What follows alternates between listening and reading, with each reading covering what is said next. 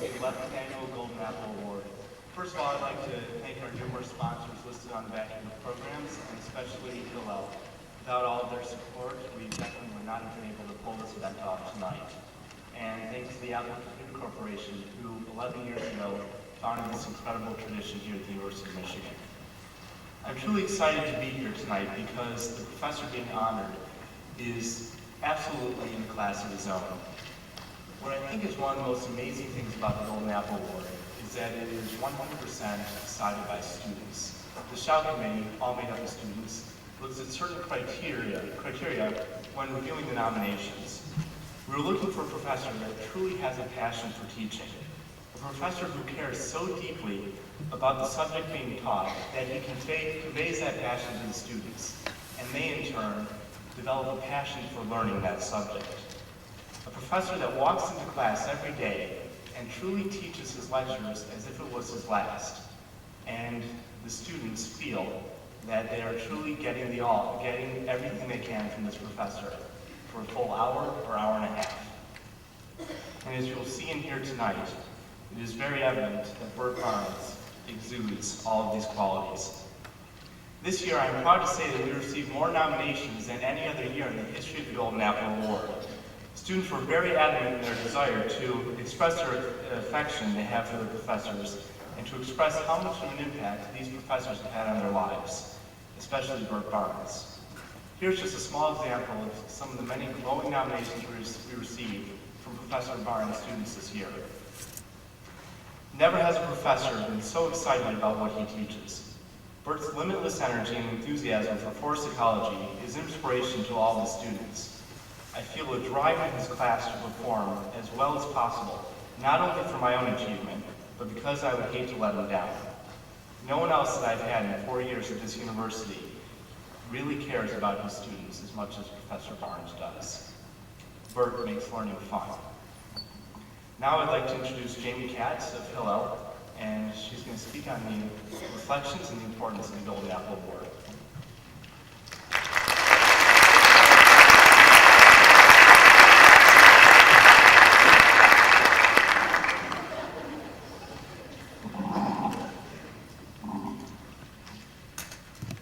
Good evening.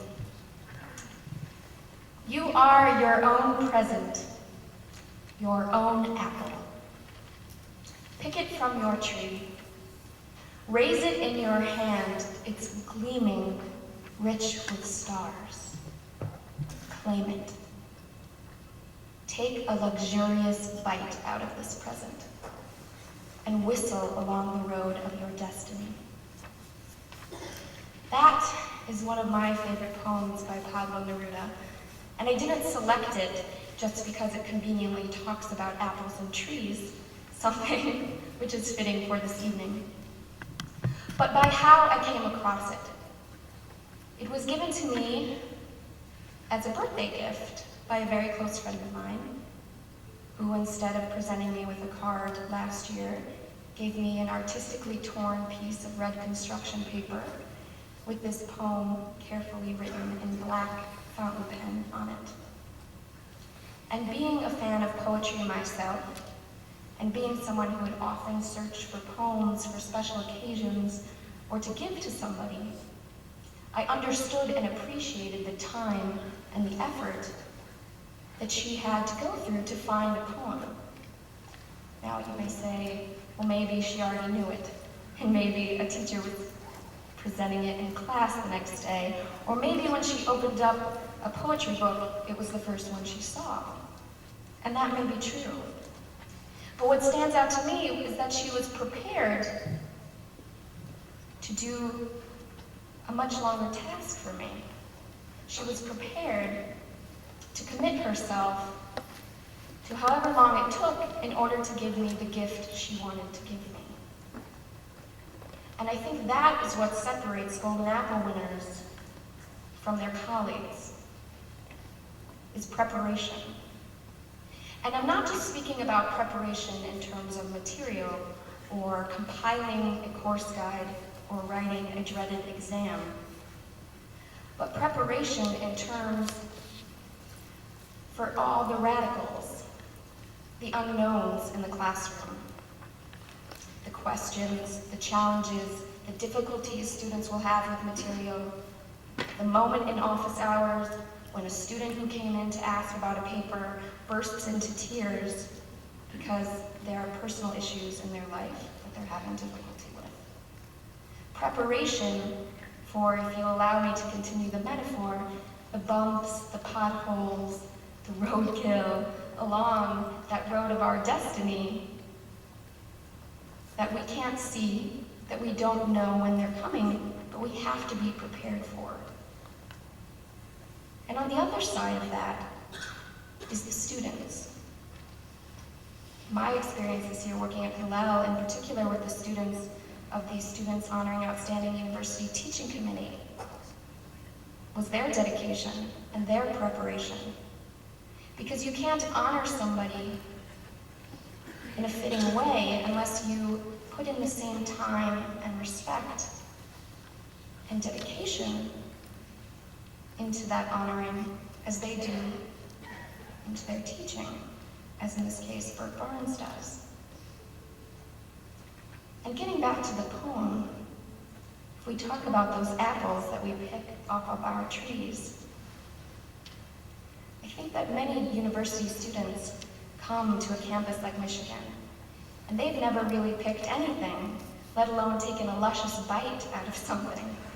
And here they are, they arrive on this campus with 1,000 extracurricular activities and 1,000 academic subjects and 1,000 identities and personas awaiting them.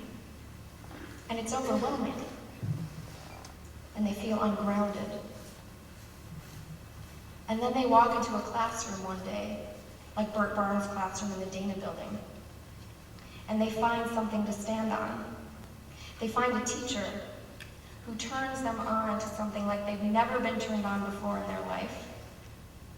And suddenly, they can't carry all the apples falling from their tree, let alone take bites of all of them. Golden Apple Award stands out to me among all university teaching awards because it comes from students. It's very fine and dandy and honorable to receive an award from your colleagues, from administration, from alumni, from donors, but they don't sit in your classroom. They don't take your tests. They don't go on your field trips.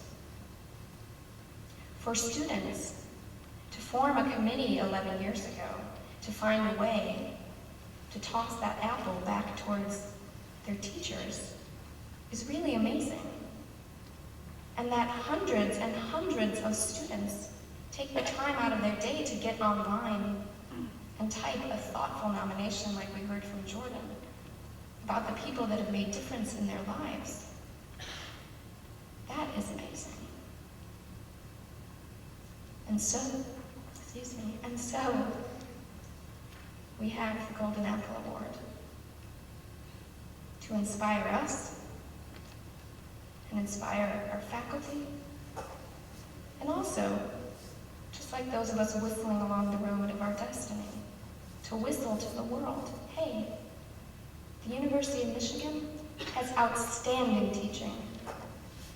The University of Michigan has outstanding students and unlimited potential.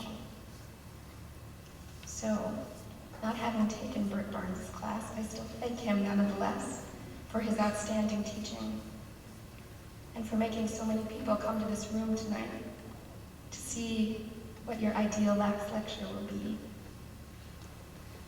And I think in closing, we should remember that it's not just that last lecture that these teachers put in to every day, not just that component of the last, but the component of the first.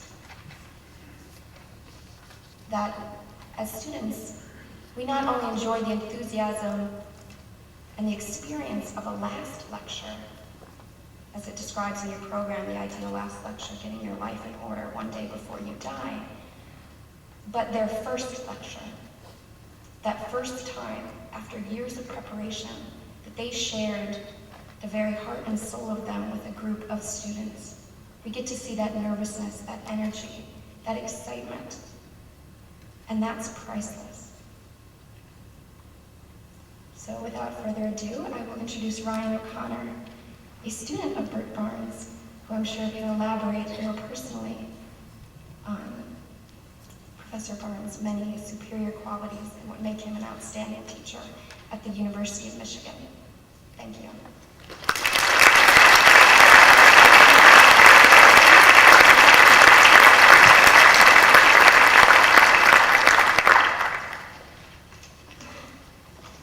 Thank you, Jamie. It is a pleasure to introduce to you tonight the 2001 Golden Apple Award winner, Dr. Burton Barnes, of the School of Natural Resources and Environment. When I first met Dr. Barnes, I was a junior in the School of Natural Resources, enrolled in not one but two of his courses, Forest Ecology and its prerequisite companion, Woody Plants. He quickly became to us, however, not Dr. Barnes, though but Burt, or more affectionately, BBB. Along with my fellow students, I quickly became immersed in a fascinating world of plants and their interaction with each other, with soil, climate, and physiography. Emphasizing the ecosystem, Burt made classes come alive through well-organized lectures, seamlessly integrated with weekly field experiences. Every day I found myself wondering what new concept he would unveil and what new method he would employ to ensure that this concept was forever ingrained in our memories. His demonstrations have become legendary and range from eating muck to demonstrate that it truly is just organic matter, to burning jack pine cones to illustrate their dependence on fire, and to creating soil profiles from leftover lunch materials as a form of review for weekend field trips and just for fun. Burt transformed the Woody Plants course as well as Forest Ecology and has touched many students along the way. Over 5,000 have taken his courses, which carry a university-wide reputation for being both challenging and fun. His touch has carried far beyond the walls of our own institution by more than 10 former graduate students who, inspired by his teaching, now hold professorships of their own at major universities throughout North America. Dr. Barnes graduated from U of M in 1953 with a master's in forestry. He completed his PhD here in forest botany in 1959 and has taught at the university since 1964. He is currently the Stephen H. Spur Professor of Forest Ecology in the School of Natural Resources and the Environment. During his tenure, he has been recognized for his excellence in teaching as well as research by the university, the state of Michigan, the Society of American Foresters, the dean and students of SNRE, and now, most recently, the university students as a whole. Burt is an excellent and inspiring teacher, but moreover, he was a friend and mentor of the students, and has touched literally thousands of lives, including my own. Burt, on behalf of the students of the University of Michigan, I offer you my deepest thanks and the highest congratulations. I'd now like to introduce Jordan Goodman for the presentation of the Golden Apple Award.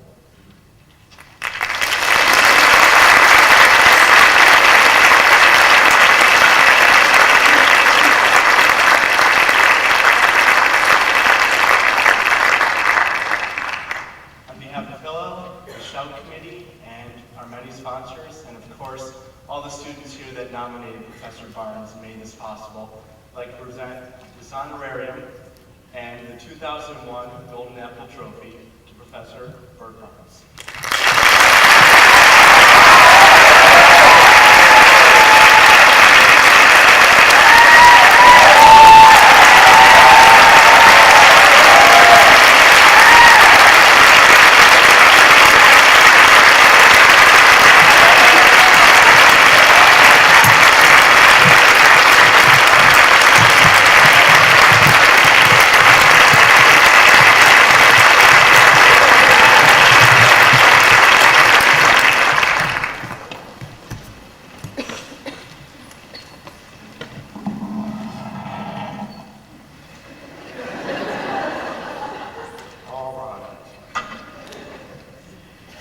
First of all, I'm deeply honored and enormously pleased to accept this award on the behalf of university students.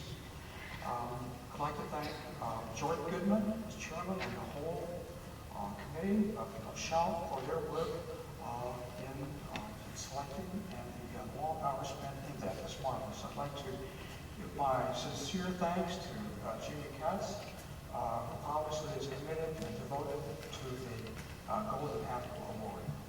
So, like Jamie, I'll hold the Golden Apple in my hand, and maybe I'll take a joyous bite. I'd like to express thanks to Ryan for his introduction, and also, in particular, to the Center for Research on Learning and Teaching, and the Director Conica, who's made my teaching very interesting, because for the first weeks I came, I used the materials from that teaching that center on learning and teaching. Above all, thanks to the students of the University of Michigan, in my school, and many other schools and colleges, who've made my courses exciting, action-packed, memorable, and rewarding. I think I speak for all Michigan teachers in praising the high level of interest and dedication of our outstanding students today. You're too much.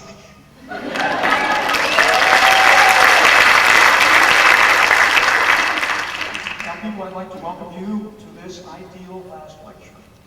And as the ideal student body of learners of the combined Woody Plants and Forest Ecology courses.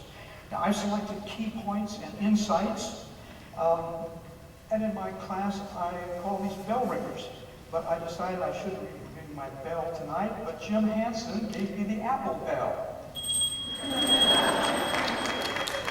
And so, these are the three things that I want to talk about. First, landscape ecosystems. Second, plant organisms. Often we call these plant species. And the interrelationships between ecosystems and organisms, all of which you recognize as basic elements in my courses and research. Now, in this presentation, I celebrate the legacy of Steve Spur and Herb White, my mentors and teachers here at Michigan. Steve was a forest ecology professor and later dean of the School of Natural Resources, the dean of the Rackham Graduate School, before he became president at the University of Texas at Austin. Herb was professor of systematic botany in the biology department, and they both gave me valuable insights about ecosystems, organisms, and teaching. Herb Wagner and I initiated the Woody Plants course and taught it for 35 years, perhaps the longest running interdepartmental team-taught course at Michigan. We designed Woody Plants in 1965 as a new concept. First, to teach whole plants in their ecology and biology, and second, to teach plants in natural habitats, where they belong, and not solely from around campus and in the arbor, as has been done in the past. In the forest ecology class, we focus on whole landscape ecosystems, that is, three-dimensional chunks of the Earth's space. We call them landscape ecosystems because they're real land, water units and not abstractions.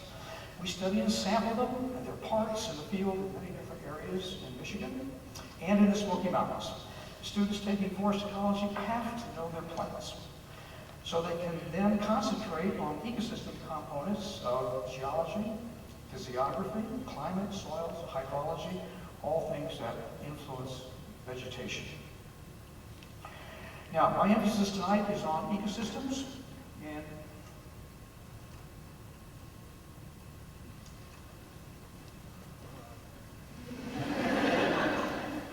I think we need to reverse the trade there. And so we'll talk about ecosystems and organisms that are the basic units for land managers and ecologists in managing and conserving the Earth's living space. In addition, I focus on interconnections and the inseparability of organisms with their life-giving ecosystems. Now, environment is something that surrounds, and it is appropriate here because in my context is the total environment surrounding the planet.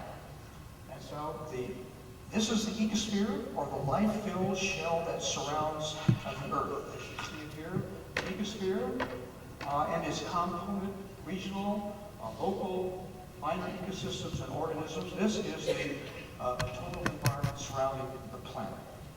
The ecosphere and its component ecosystems, as you see here, are the planetary environment.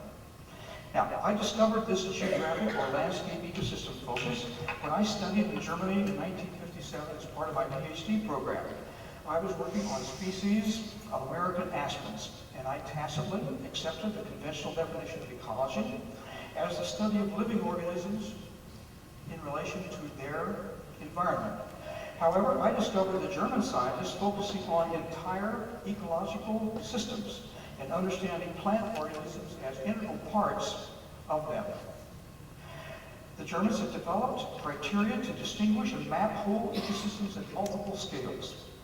Thus, I had to unlearn my definition of ecology, which I understand now as the study of Earth space and all that's contained therein, the study of ecological systems that are home to organisms on the face of the Earth.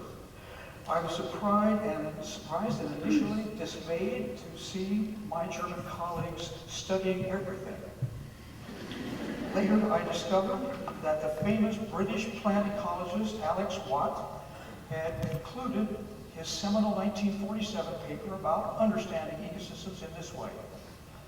He said, "What I want to say is what T.S. Eliot said of Shakespeare's work. We must know all of it in order to know any of it." Now, the take-home lesson tonight here is that efforts to sustain the ecosphere, our own place, requires that we understand the structure and function of ecological systems. This approach forms the ecological basis for ecosystem management, conservation, and restoration. This is especially exciting today because we increasingly have the technology to accomplish this goal, but of all people, we gotta know the territory. Understood as ecological systems and their organisms. My School of Natural Resources Environment over the years has been great. I think of it as the School of Ecosystem and Human Ecology. Faculty and students study aquatic ecosystems and their embedded organisms, terrestrial ecosystems and their plants and animals, the built and natural landscape, sustainable energy systems, and human ecology related to policy, economic, and social justice and behavioral issues. And now we have a new initiative in ecosystem management and a new professorial chair. Our students graduate as ecologists rather than as environmentalists. Ecologists who not only know something, but can do something, like managing ecosystems and organisms, including people. Soon we'll celebrate our 100th anniversary, and our focus has changed with the times. First emphasizing forestry, then forestry and conservation, the natural resources, and adding on environment. Now, I can't wait until the next step to scale up to the ecosystem level itself. Now, let's check out this organization. I provided an introduction and context, and I'm thinking about the environment. What on earth is the environment? If you see the answer here, almost anything on earth. And I'd like to propose a new focus, and that is landscape ecosystems and, of course, organisms as parts of ecosystems. Then I want to provide insights about organisms. Okay? We'll learn something about organisms, in particular, their persistence, vegetative reproduction, asexual reproduction, and polyploidy. Wow.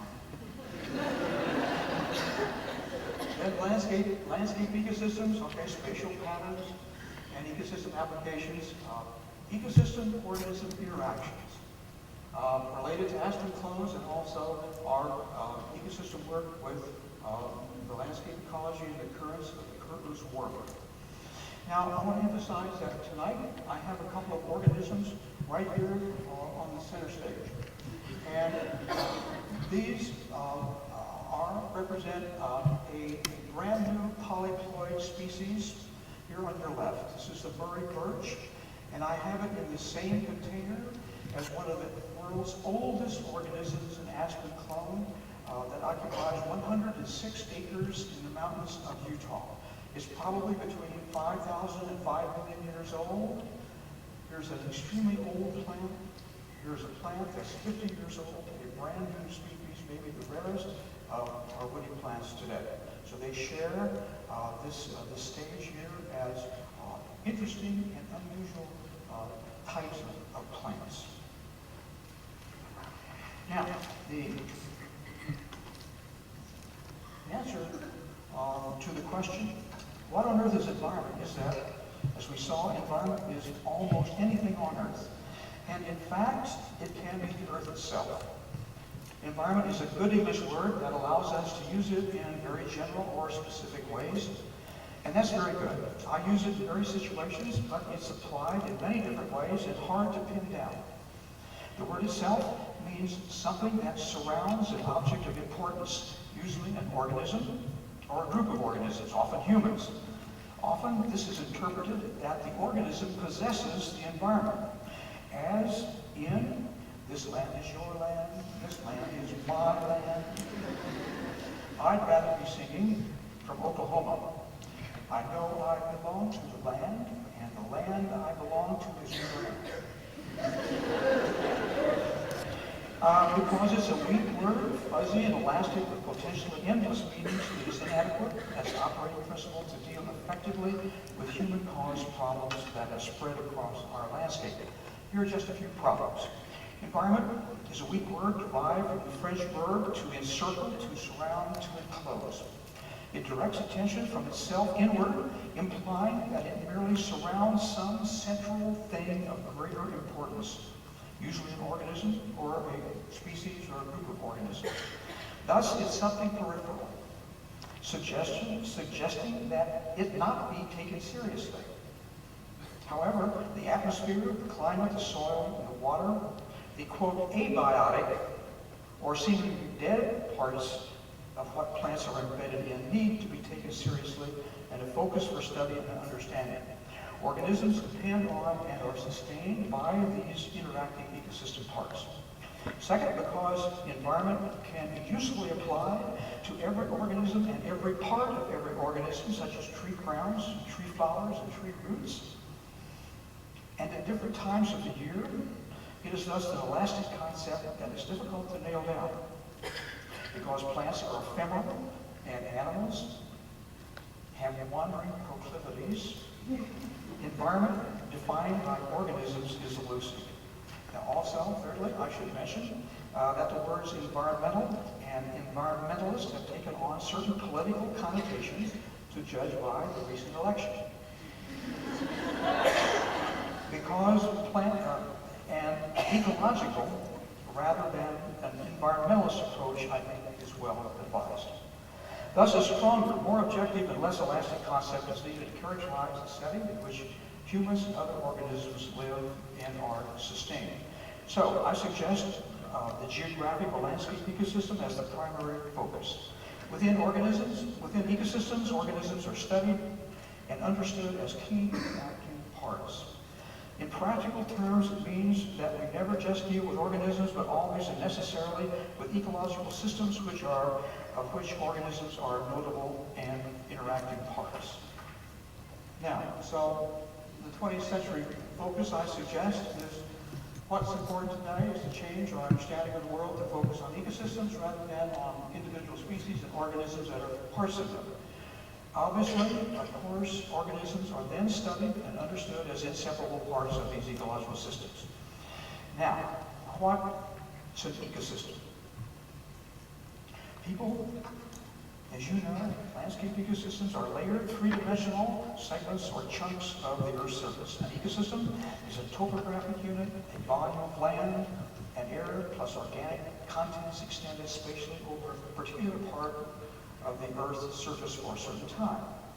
We can see that here, okay? We have the block diagram of the volumetric ecosystem with its air layer and its earth, landform, and soil, and in the center of the organism. So think of a two-layered sandwich of air over earth parts of landform and soil with the biota of animals and plants in the middle, the bacon bits and the veggie bits.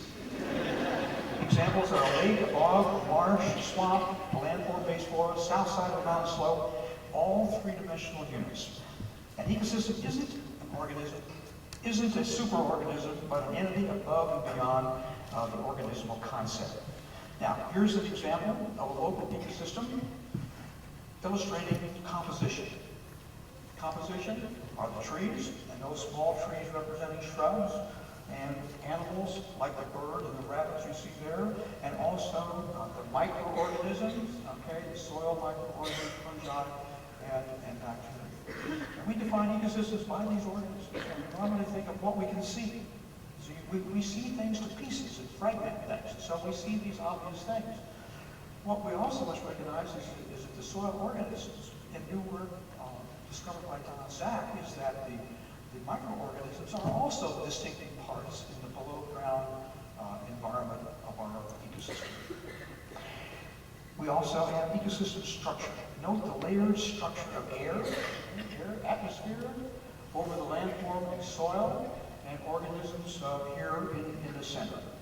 And the ecosystem function is how it works.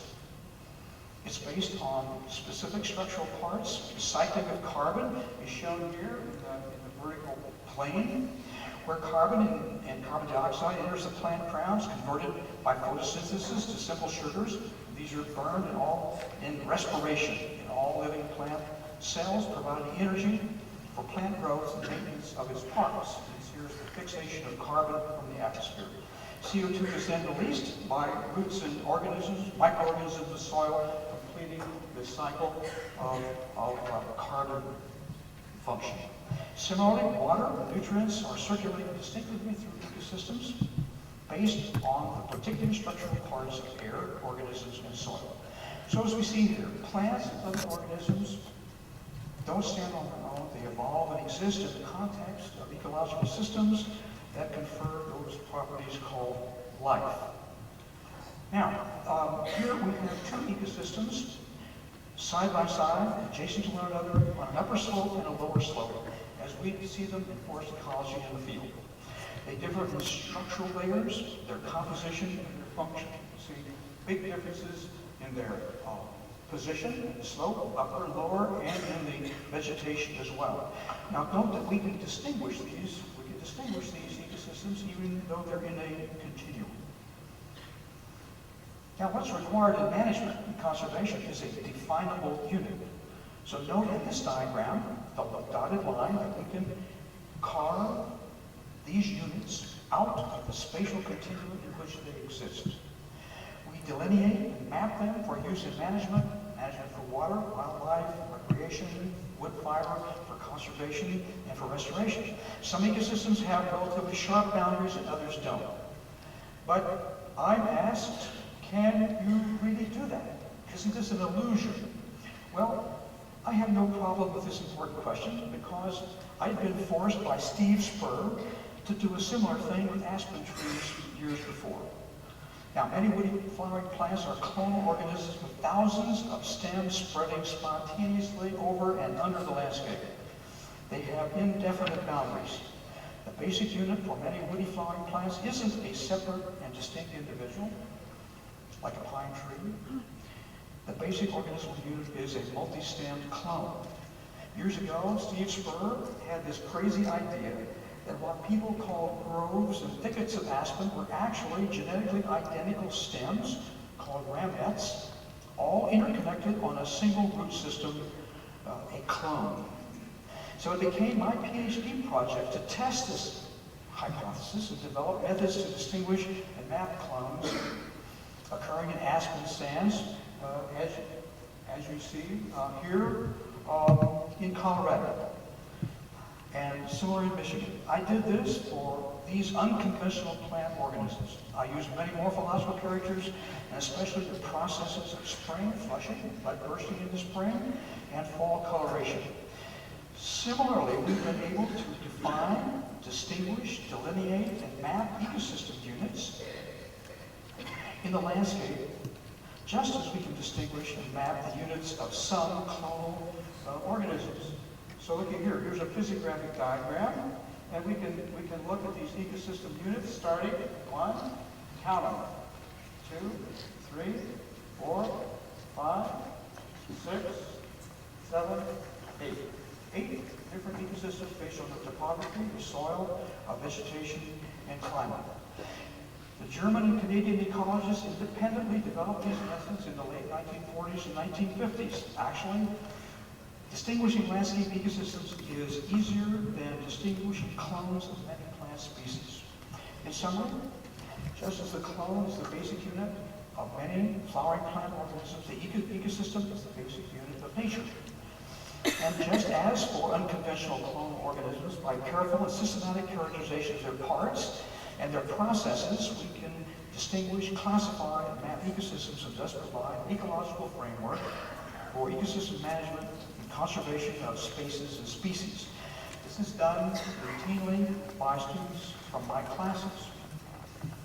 Now, because plants are fixed in the landscape, knowing the right site, knowing right where they grow for management and conservation is critical.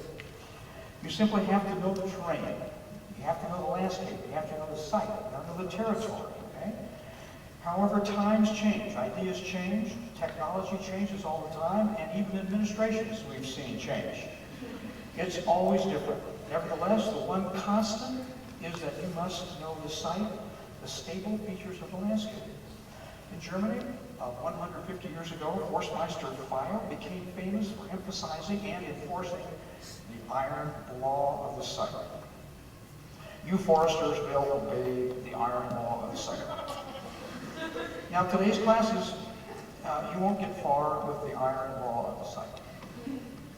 So the ultimate concern that I lay on students is that they know the territory, no matter where you are or how threatened by change, no matter how different it seems to be. So I take this line, you gotta know the territory, from the Music Man, and you remember that the traveling salesmen are on a train to River City. They were exhorted to know their territory. Despite changing times, no more credit, okay? It's cash or the merchandise, right? Never mind about the Model T Ford making a trouble, or the modern departmentalized grocery store, or the you need a biscuit. The fella says it's different than it was. The reply is, no, it ain't, but you gotta know the territory. And so it goes kind of like this on that River City-bound train. Cash for the merchandise, cash for the buttons, cash for the fancy goods, cash for the hard goods. What do you talk? What do you talk? What do you talk? What do you get? You can talk, you can figure. You can talk, you can figure. You can talk, bigger. You can talk all you want. But it's different than it was. No, it ain't. No, it ain't. But you got to know the territory.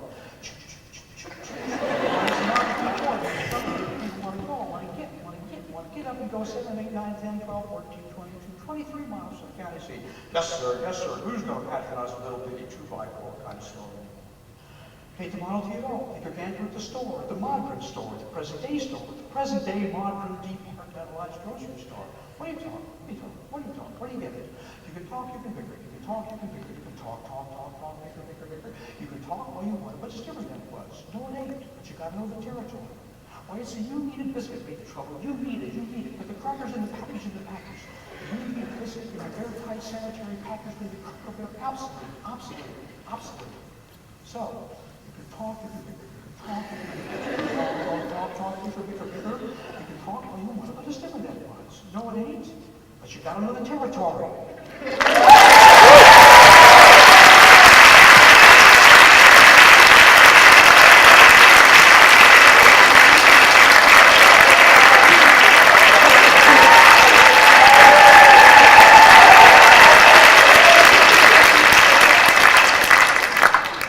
That's the bottom line tonight.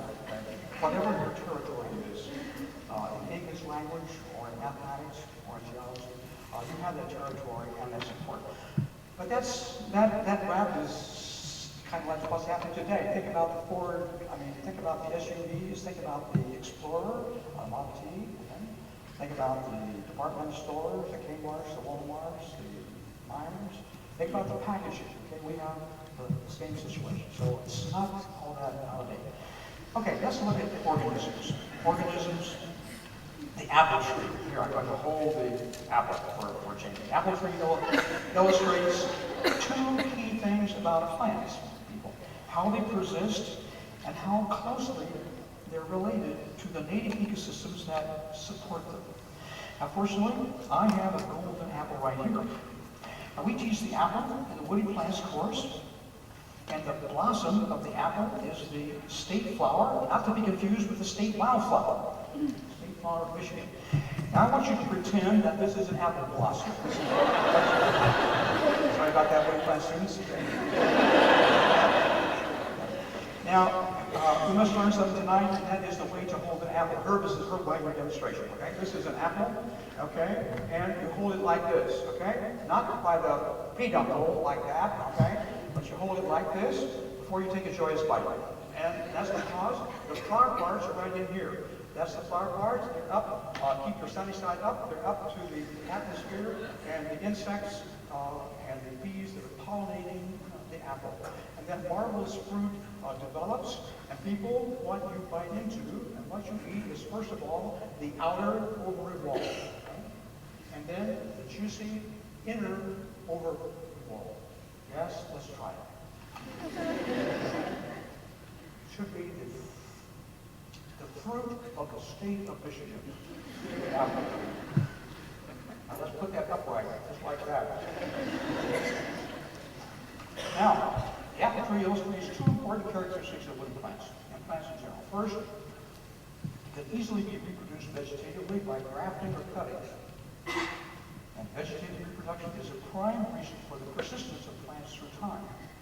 Second, the apple tree, although domesticated, still retains in its genes the physical site that favored its ancestors, ecosystems of favorable climate and soil. The apple, like all other temperate woody organisms, carries that part of its ancestral ecosystems in its genes. And so you'll find it thriving only in certain places in Michigan or Washington State. It belongs to a particular kind of regional and local ecosystem. Now, temperate plants are also strongly genetically adapted to the temperature and day length of their native ecosystems. They monitor the temperature and flush out when a particular amount of heat is accumulated in the spring. They monitor the relative length of day, and in the fall, the length of the night, so that when the night gets to a critical length, the plants cease growth, turn fall colors, and avoid frost. People, plants are so interconnected to their ecosystems where they grow that they carry these adaptations with them in their genes. Move to a new place, they behave like they did at home. There are many examples of this. The point is their inseparability with the original ecosystems of which they were a part. For example, many Ann Arbor street trees are from Ohio and Tennessee, grown in nurseries down there and shipped up north. These trees shed their leaves much later than native individuals of the same species, and so the city has to think ahead and plan when to make the leaf collections. Now, here's a diagram showing some key mechanisms of plant resistance. Some plants have persisted for millions of years, and others have become extinct. Now, I want to emphasize the compromise, staying the same as you are, as fitness, as you can see here on this diagram, and having the ability to change or be flexible, sexual reproduction. Plants persist through time by a combination of fitness and flexibility traits. I emphasize two here on the fitness side, vegetative reproduction and polyploidy. Now, I want to take up polyploidy first, that dreaded concept in the forced ecology class. Plants persist in special sites by having more than two sets of chromosomes. Polyploidy, more than two sets of chromosomes. Two sets is normal. New species can be formed relatively quickly by doubling their chromosomes. And that's occurred right here at the University Sycamore Forest, and we suddenly have a new species, the Murray birch. It's only about 50 years old, maybe the rarest woody plant in the world. Whereas aspen clones may be thousands of years old, this new species is young. So I put here in one container a branch of this brand new species together with an individual of the world's largest organism, which may be 5,000 to 5 million years old. Now, to vegetative reproduction. To persist as long as conditions remain nearly the same, virtually all flowering woody plants have some way of vegetatively reproducing themselves. And the particular kind and method is linked physiologically and genetically to the ecosystem setting conditions where the plant grows. Our two native aspens of Michigan, the trembling aspen and the big-tooth aspen, are excellent examples of asexual reproduction. They sprout from buds on the root system of the original seedling, called the genet, and when it's killed by fire or cut down by a beaver or a logger, they sprout back, and therefore they can spread over the landscape.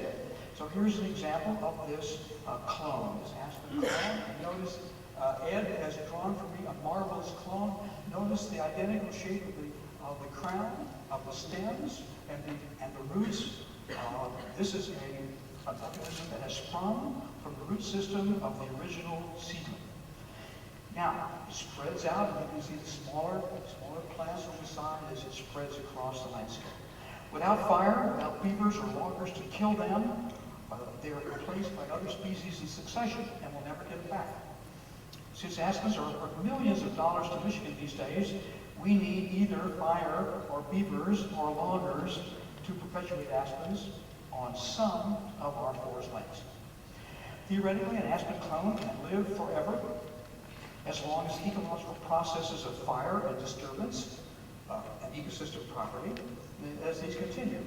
A clone has life after death as long as it belongs to a disturbed ecosystem.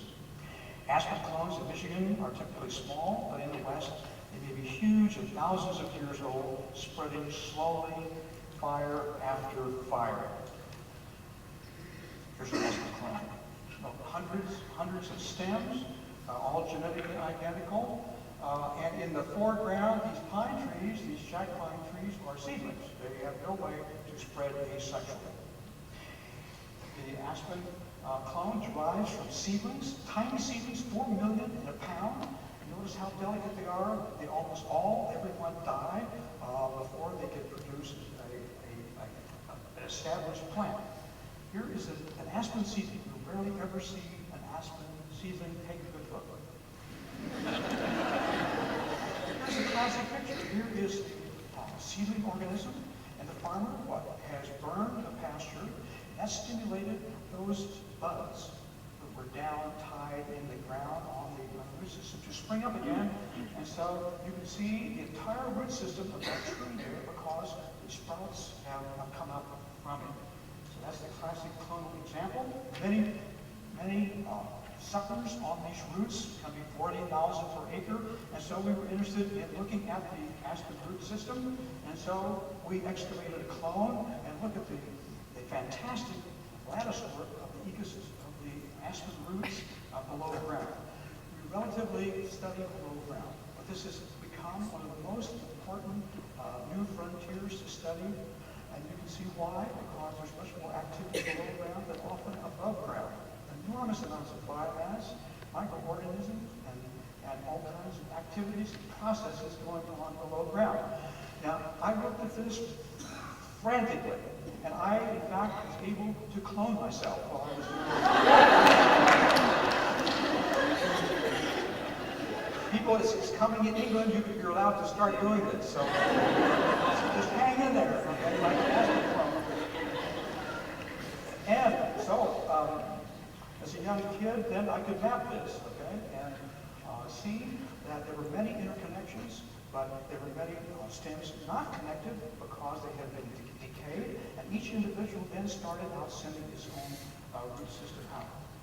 Now, you can see these patches in the landscape. It's very easy to distinguish them, but take a look at this. Here's the University of Michigan Biological Station. This is about 100 acres or more of aspen forest.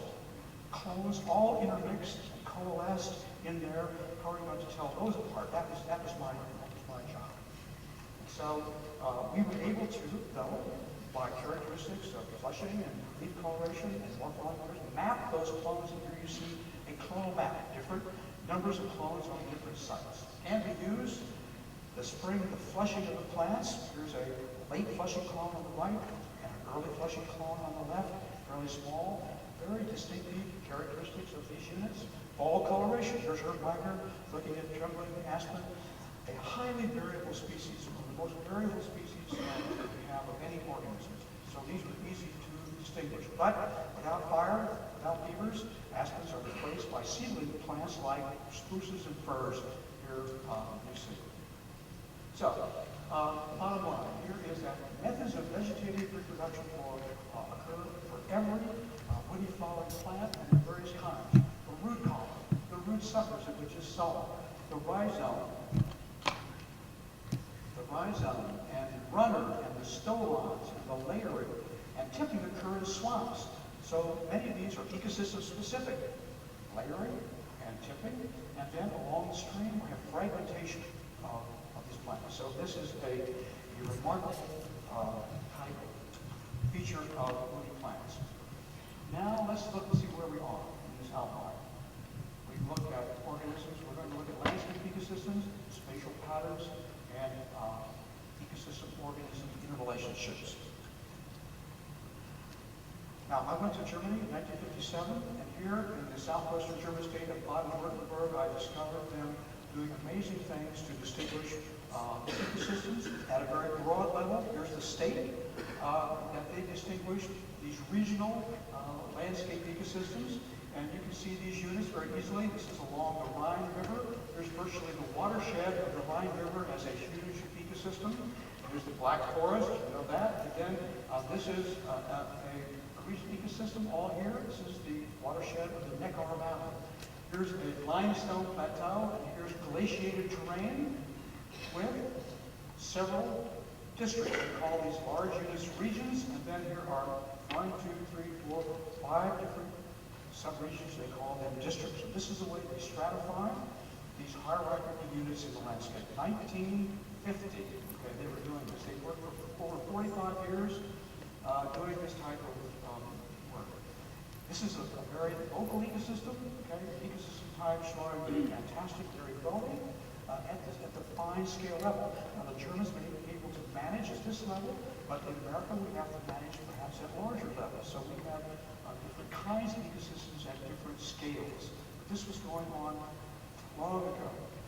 In Canada, they started about the same time. They've been working for 45 years, and they distinguish these units. You can see on a physiographic diagram, you can see the basic units, different in physiography, different in soil at each place, and I haven't put on the vegetation of the overstoring and storing ground over that distinguishes these units. Our mapping has revealed in local areas like the Sylvania wilderness, a map of many different kinds of ecosystems patterned around lakes and around swamps and areas away from lakes. And every landform we visit, there's a different pattern of these ecosystem units which we can understand and use for management or conservation. Now, here's a primitive regional map. Let's start somewhere. This is one of the most primitive ones, as you see. This is the hardiness zone map. This area here is hardy to heat, and this area is hardy to cold. This area, hardy to smog. This area, hardy to crime. Now we've taken that a bit further. In Michigan. Now I can show you all kinds of maps. They've done this for North America. They've done this for the world, but we did this for Michigan long ago. And we developed ecosystems based, first of all, on climate and on physiography and soil and vegetation. We integrated that. This is the climatic map that Shirley Denton did. There's no other like it in the nation. And we can identify big ecosystems. Here in southern Michigan, they're warm. There's another big ecosystem, and this is in the western Upper Peninsula. It's cold up here. Cold, warm, and everything else you'll see is lake moderated. Right? Lake moderated ecosystem. Now we combine that with studies by Dennis Albert of the physiography of the soil, and then look for vegetation along the boundaries, and we developed this landscape, regional landscape ecosystem in Michigan. Now it looks very complex, but it's very simple, people. There are big ones, okay, and medium-sized ones, and smaller ones. There's the big ones is 1 and 2, okay? And then the medium-sized ones you'll see with these medium black lines. So we got big lines and lines like that, and then small lines. And that's the smaller size. Now, you can think of this as Russian dolls, Chinese boxes, or better idea is your computer, your folder. You have your first folder, and you can make a subfolder, and you make another folder, and you have to click on all these to get to the positions. And so you have the most heterogeneous is the large river. And it constrains what's below it. And it constrains what's below that. So you can have this list in your computer, so you have to think about that. That's the way we do this. Now, this has been very important in eco-regional planning. The Nature Conservancy and Doug Pearsall have used this method to prioritize where they should conserve ecosystems, conserve rare species, conserve communities. We can't say 50 beach maple forest, but we can say that forest where it's most important in the landscape. So they're working with this and they're using this to do that. Now, you can see at the University of Michigan Biological Station, okay, here is the biological station, and there are actually 6 of these older levels, 6 of these ecosystem levels. Here we've already seen 3, big, medium, small, and then we have 3 more levels, and we'll take a look right here at the finest level, the ecosystem type, which Ryan was the leader in working on this summer and studying these. And so we have some ecosystems are very broad and unchanging, and others are highly complex. We have a hot spot of ecosystems along this stream. That's a typical characteristic of streams. Hot spot ecosystems. There are 9 different ecosystems here as the stream goes into Bird Lake. And biodiversity depends on ecosystem diversity. So we find there is many different kinds of ecosystems. Then we find many plant and animal species there. And that's what Doug found in his species. A hotspot of ecosystem types at our lowest level. Now, a floodplain that Matt Baker is working with shows the same thing. Extreme diversity of ecosystems caused by the river. Okay, so the river causes differences as it floods and carves out pieces of landform. And so we have a first bottom and a second bottom, and then 2 terraces. But notice here is the levee, that's an ecosystem unit. Here's the first bottom back swamp. It's a wet place, and then a riser jumps up to the second bottom, and it's back swamp, and another riser. And it's remarkably diverse along rivers. So this is a principle in the landscape. Rivers are highly diverse, and so they're highly conserved for their animals and plants. Now, the land itself can influence the river. Here we saw the river influence the landforms. We can also see that if you're in a big landform, it can affect the river too. And we're testing this hypothesis. Matt's working on this in the interface between aquatic ecology and aquatic ecosystems and terrestrial ecosystems. In a big landform that has heavy clay soil, hilly land, the stream can be very crooked. But where the outwash material is very flat, you may have a stream that doesn't have all this crookedness and is quite different. So the river can affect the land can affect the river. And here, Matt has mapped out ecosystems here in a very cool way using landform, soil, and vegetation, and these patterns. So this is really neat. Now we go from flood to fire. Okay? Now this is charcoal from Northeast China. I was in Northeast China 3 times, and this is a smoking gun. I finally got the goods. I tried to convince my Chinese friends that the species that we were working with, the Korean pine, was really regenerated by fire. And they would have none of it in 1982. They would have none of it in 1984. But in 1990, I got to the site where this plant grows. This is the Korean pine. It has a sister species in western North America, the limpet pine. It has a sister species in Austria, the Swiss mountain pine. I've been to these places. I've worked with these plants. I know the landscape. I know the territory. I know when you see a tree like this, it's fire. So even seeing the organism could tell me it's fire. And on that day, I found the charcoal. And the person with me, we had many discussions and arguments. And when we found the charcoal in the first soil pit, he stopped work.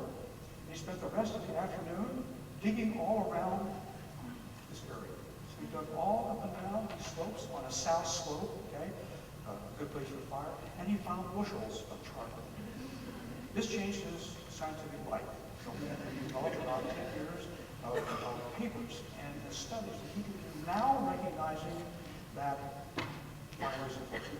Students of my forest ecology class could do this. They would recognize the landscape, the species, and that they were expected to find each other. Now here's something equally cool. This is bamboo. There's an article in the Ann Arbor News about bamboo. Don't ever let it grow in your yard. It's grass, it spreads clonally, okay? And here it is, 5 feet, 6 feet tall, and it hinders the regeneration of the tree species for 80 to 100 years. And it dies. It all dies. It all dies at once. And then there's a window of opportunity for plants to generate. And the height of the bamboo differs, and it differs because of the shape of the snow. And the height of the snow is dependent upon where you are in the landscape of Hokkaido Island. This is Hokkaido Island, typhoons, and lots of snow. And so if the snow is 9 feet high, then the bamboo could live under that snow and be 9 feet or 5 feet tall. Where there's not much snow, the bamboo species are very low to the ground and short. And so the bamboo depended upon the snow, depended upon the physical location of the ecosystem. So I developed a regional ecosystem map of Hokkaido Island. And that bamboo, we saw Puyo bamboo, is right up here in the northwest coast, where it's really oceanic and we have terrific rainfall and snow. And down in here, where it's drier, over here in the rain shadow, there's very little at all. And so, with the computer, we can look at the amount of this community. Here's the bamboo species. Here is the ecosystem 3 that I showed you. 70%, over 70% of all the communities on Hokkaido are in this place, and very few in that ecosystem. So we can study organisms by understanding the relationship to ecosystems. Now here, back to North America. Here we have a glaciation map of North America, and we're in Michigan, and the aspen species that we have here, or the trembling aspen, have very small teeth. The leaves are quite diminutive, and the plants that grow in the glaciated areas here are quite different from the plants that grow in Utah, Colorado, and out west. A different regional ecosystem. This is unglaciated terrain. Aspens grow here, not in the mountains where you have mountains of glaciation, but on plateaus. And they may be hundreds of thousands of years old. Their leaves look like plants out of the fossil record, fossils. Now, here is a leaf of Populus tremoloides. Here's our big tooth aspen. Here's our trembling aspen. This is in Michigan. This is a glaciated country. And when we get out to the west, take a look at this leaf. This is an aspen in the west. Totally different. It's more closely related to aspens in China than it is to aspens in Michigan. And so it's different morphology and different physiology because of the place where it grows, and that's it, right there, one of those western aspens. And so I photographed this in 1967. Here's the aspen clone of the color. Very large clones because they spread. They're very old, spread with fire into this western landscape. 25 years later, I took this picture of the same clone, genetically identical, same color, 25 years later. Notice the size, the huge size of these clones out in the west. Now, aspens are very resilient, okay? They have to deal with hard times in the mountains in the winter. And so in these high elevations, the snow bends them down, and they come up, and they're mashed down again, and they crawl along the ground, and up they go. And when they go on a mountain slope, the wind whistles through the aspens, and they bend over like that. And then when the wind goes the other direction, they bend. What an amazing species, Populus tremoloides. It goes from sea to shiny sea, and if we had time, we'd sing the song of trembling aspen and Populus. Now here are big clones. There are big clones. In 1967, I discovered this large clone, 107 acres in the Utah mountains. And this is not it, but you can see the huge size of these clones on the mountainside. And so I wrote a paper about this and tended to think no more about it until the people from Michigan Tech reported that they had found a fungus that was in the below ground soil surface that was very large. In fact, it was 35 35 acres, and they published this in Nature. It's a prestigious English journal, that fungi could be large organisms. Now the press picked this up. Okay? The largest fungi, largest organism is a fungus in northern Michigan. When I said, yeah, okay, I know where there's a large organism. And then the state of Washington, not to be outdone, they had another fungus. They had a bigger fungus. And this fungus was 800,000 acres. That's right, another fungus. And I said, well, my clone isn't that big, but it's a lot heavier. My clone must be the largest, still must be the largest organism. And so then, two colleagues from the University of Colorado, they published a paper. They remembered my paper about this aspen clone, 100 acres, and in Nature, in the same magazine, they published a little article that the largest organism in the world is the clone that I discovered. And I said, why didn't I publish this paper? I should have done it the first time the fungus came up. And so, this thing about bigness and largeness, the newspapers got a hold of it. And so, this appeared in the Salt Lake Tribune, it appeared in the Ann Arbor News, it appeared in the Chronicle of Higher Education, it appeared in Time magazine, it appeared in the New York Times, in the New York Times environmental section, and it was too much. Now, Steve Burton told me about this. He told me about the love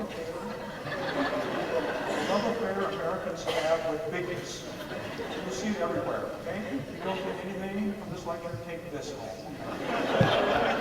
I saw on Packer, the world's largest sandwich, okay? My students at my classes have helped develop this list, the Big Apple, yay, okay? Big Apple, you see the big boy, and there's a big girl, too. The big drink, okay, you know these. The big house, the UM big house. The big man, if there's a big man on campus, there must be a big woman on campus. If there's a Superman, there must be a Superwoman.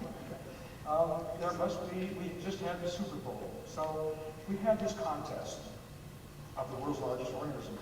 And it happened that as I sat there in my office thinking about this, of a lost opportunity, I got a telephone call from the Salt Lake Tribune. And they said, I understand that you know about this largest organism, and we don't know where it is. We'd like to know where it is. And I said, what's it worth to you? The only one who knows where it is.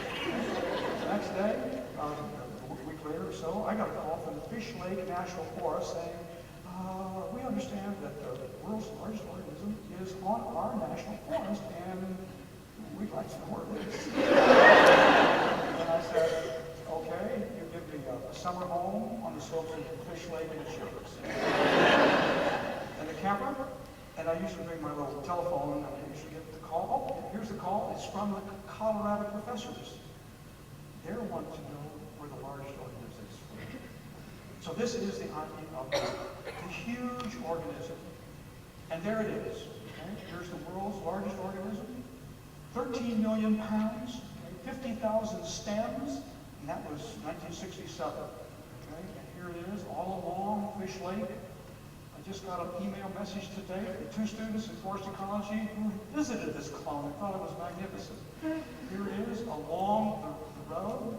It's 6/10 of a mile. You can drive 6/10 of a mile through this clone of genetically identical specimens. Amazing. Here it is. That's it. You drive through there, every one looking almost alike.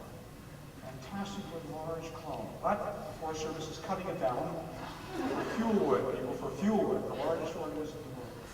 And you see, it can be thousands and thousands of years old, so it's collecting mutations. And so for science research, it's really important because over all this time, these plants have been changing, perhaps in their buds and leaves and changing, collecting mutations. But of course, the aspens walk, they sprout back, and so there it comes. It's coming alive again. Now, the main point in here is these aspens grow in a regional kind of ecosystem, where fire is a disturbance that belongs to that ecosystem, and they're propagated and big because they grow where this happens. They grow in specific regional and local ecosystems that are very big and very different from anything else. And without fire in that ecosystem, without that process, they're losing out to the spruces and the firs.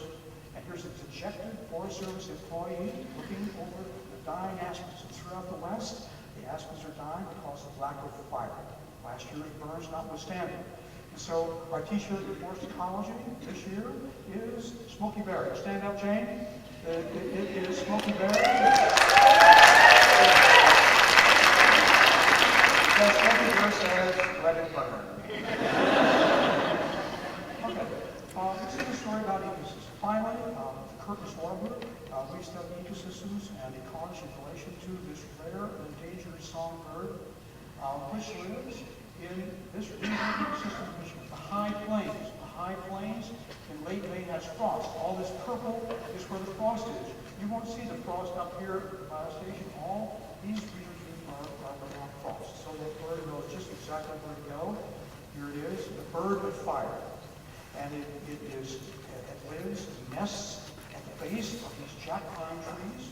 And the jack pine is the pine of fire because it is regenerated by fire, has flammable needles. It has these serotinous cones, closed cones that open only when the fire comes through. The plant burns itself up, promotes fire, and therefore the seedlings develop underneath these trees by thousands. Then the warbler comes and nests in these small jack pine stands, the small trees.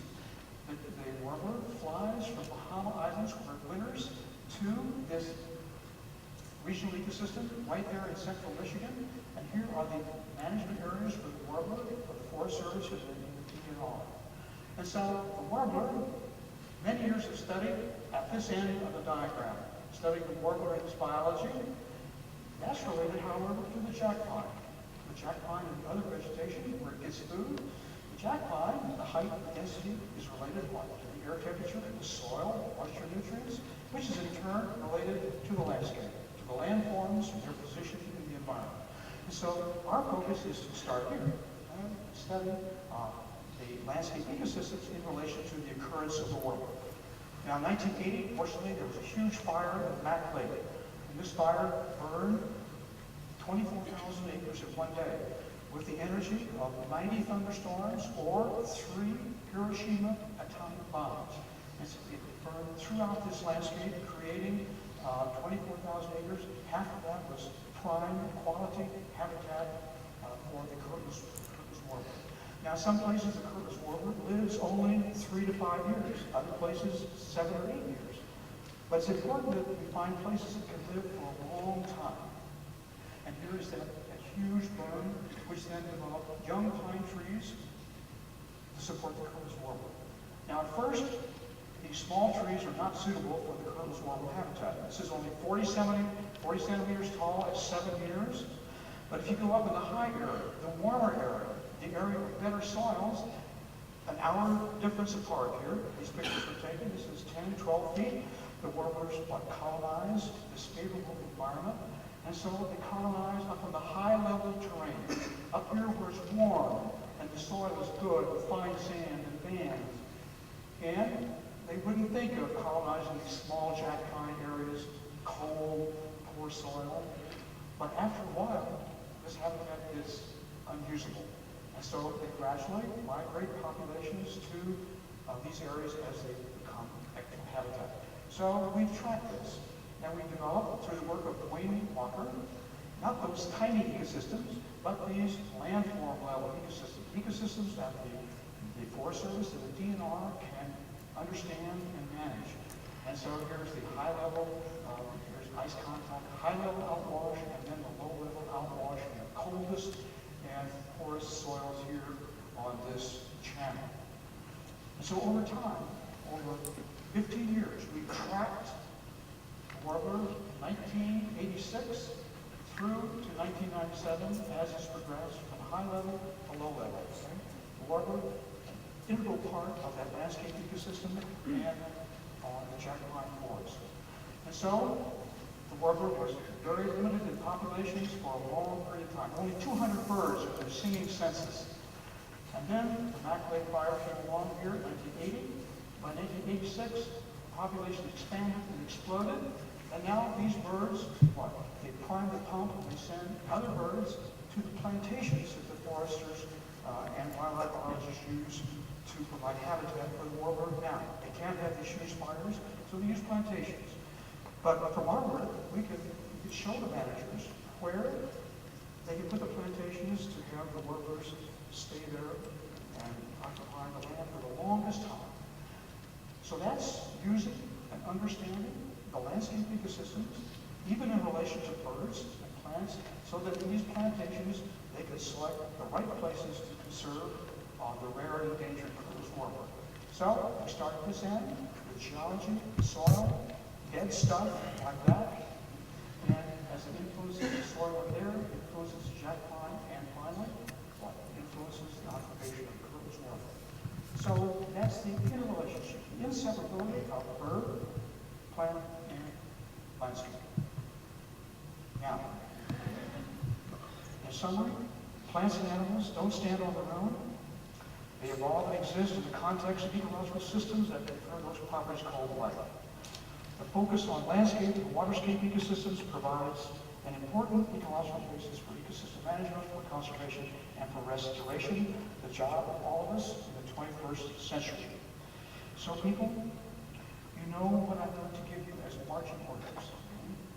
Keep your priorities straight, think top down, and you've got to build the territory. So, you can talk bigger, you can talk bigger, you can talk bigger, you can talk all you want to, but it's different than anyone else. No, it ain't. Let me hear it. You got to build the territory.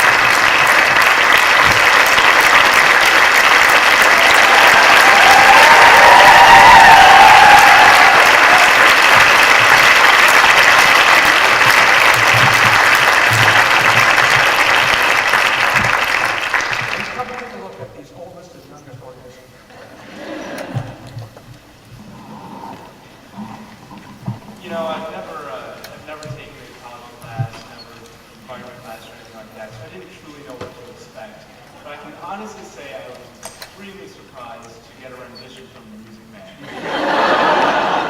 I guess that's just one of the many, many reasons that Professor Burt Barnes is such a special teacher, and that everybody out here nominated him for this truly honors great award. I want to thank all of you for coming out here, and of course thank Jamie Katz and the rest of the Shop Committee for making this whole event possible. And please feel free to join us upstairs on the second floor in the East Study Lounge. We have some coffee and refreshments. And once again, please join me in thanking Professor Burt Barnes.